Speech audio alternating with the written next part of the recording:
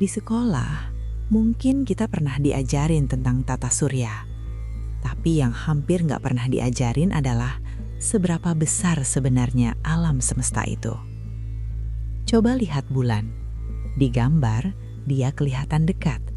Padahal kenyataannya, jarak bumi ke bulan itu bisa memuat sekitar 30 planet bumi kalau dijejer.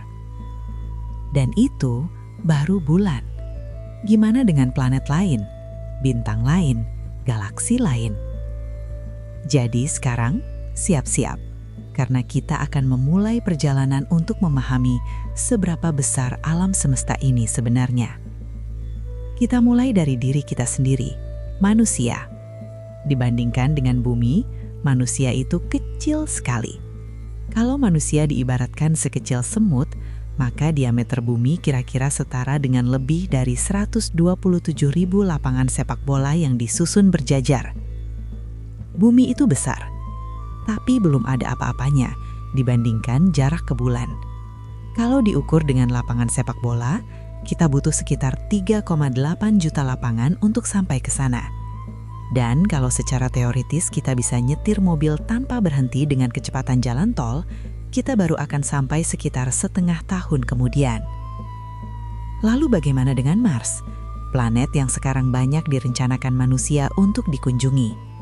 Dengan perbandingan yang sama, jaraknya akan setara dengan sekitar 2,2 miliar lapangan sepak bola.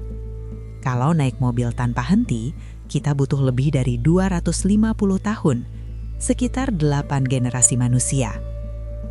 Artinya, kalian berangkat sekarang, yang sampai nanti adalah keturunan kalian yang bahkan belum lahir. Dan itu baru Mars. Kalau kita ingin mencapai Neptunus, planet terjauh di tata surya, perjalanan mobil kita akan memakan waktu lebih dari 5.000 tahun. Bayangkan, kalian mulai berkendara sejak zaman piramida Mesir baru dibangun dan baru sampai hari ini. Apakah mulai terasa besar? Tenang, karena ini baru tata surya kita saja. Saat keluar dari tata surya, kita akan bertemu dengan wahana manusia paling jauh yang pernah dibuat, Voyager. Voyager melaju sekitar 61.500 km per jam, ratusan kali lebih cepat dari mobil. Namun bahkan dengan kecepatan itu, matahari dari sana hanya terlihat seperti satu titik bintang kecil di langit. Gravitasi matahari masih menguasai wilayah sangat luas yang disebut Oort cloud, sebuah awan jagat raya berisi miliaran komet di pinggir tata surya. Voyager membutuhkan sekitar 35 tahun untuk keluar dari wilayah planet kita. Tetapi untuk benar-benar meninggalkan Oort cloud, diperkirakan butuh sekitar 30.000 tahun lagi. Dan setelah itu, kita bahkan belum benar-benar keluar dari lingkungan kosmik terdekat kita, yang disebut Local Interstellar Cloud. Pada skala ini, satuan kilometer sudah tidak masuk akal lagi. Kita menggunakan satuan baru, tahun cahaya. Tahun cahaya adalah jarak cahaya yang ditempuh dalam 1 tahun. Cahaya adalah benda tercepat di alam semesta, sekitar 1,08 miliar kilometer per jam. Tidak ada yang lebih cepat dari itu. Namun bahkan dengan kecepatan tersebut, cahaya tetap membutuhkan sekitar 4,37 tahun untuk mencapai bintang terdekat kita, Alpha Centauri. Sekarang, mari kita zoom lebih jauh lagi. Kita akan melihat galaksi tempat kita tinggal, Bima Sakti. Galaksi ini berisi sekitar 100-400 miliar bintang, dan kemungkinan ratusan ribu hingga triliunan planet. Di antara planet-planet itu, banyak yang bahkan tidak memiliki bintang, planet gelap yang mengembara sendirian di ruang angkasa. Dan di salah satu lengan spiral kecil galaksi ini, ada satu bintang biasa, matahari kita. Dan di sekitarnya, ada satu planet kecil berwarna biru, rumah kita. Dari bumi, semua bintang yang bisa kita lihat dengan mata telanjang hanyalah sebagian kecil dari galaksi kita sendiri. Tapi galaksi kita yang terasa begitu besar, ternyata hanyalah satu dari sekitar 54 galaksi dalam local group. Dan local group sendiri hanyalah bagian kecil dari Virgo Supercluster yang berisi lebih dari 2.000 galaksi. Tapi perjalanan kita belum selesai. Karena Virgo Supercluster ternyata hanyalah bagian kecil dari struktur yang jauh lebih besar lagi, Laniakea Supercluster. Di sini, setiap titik cahaya yang kalian lihat adalah galaksi, masing-masing berisi miliaran bintang dan planet.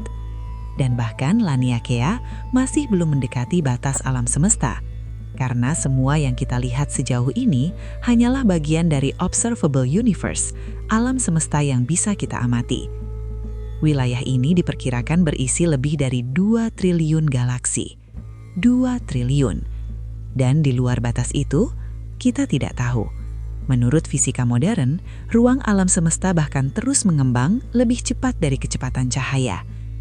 Beberapa ilmuwan menduga alam semesta kita mungkin hanyalah satu dari banyak alam semesta lain, sebuah kemungkinan yang masih menjadi misteri besar. Pada titik ini, mungkin kita mulai merasa kecil, dan memang benar, alam semesta membuat kita terlihat seperti debu kosmik. Tapi jangan salah, kita adalah spesies kecil di planet kecil yang mengorbit bintang biasa di galaksi biasa, tapi kita punya sesuatu yang luar biasa. Kita mampu memahami semua ini. Seperti yang pernah dikatakan Carl Sagan tentang bumi, sebuah titik kecil biru di lautan kosmik. Di atas titik itu, hidup semua orang yang kita cintai, semua orang yang kita kenal, semua manusia yang pernah ada. Setiap kebahagiaan dan penderitaan, setiap raja dan rakyat, setiap pahlawan dan penjahat, setiap peradaban dalam sejarah kita. Semuanya terjadi di sana, di satu titik kecil yang melayang di kehampaan kosmik.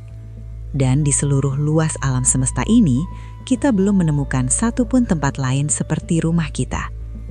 Alam semesta membuat kita kecil, tapi kemampuan kita memahami alam semesta membuat kita luar biasa.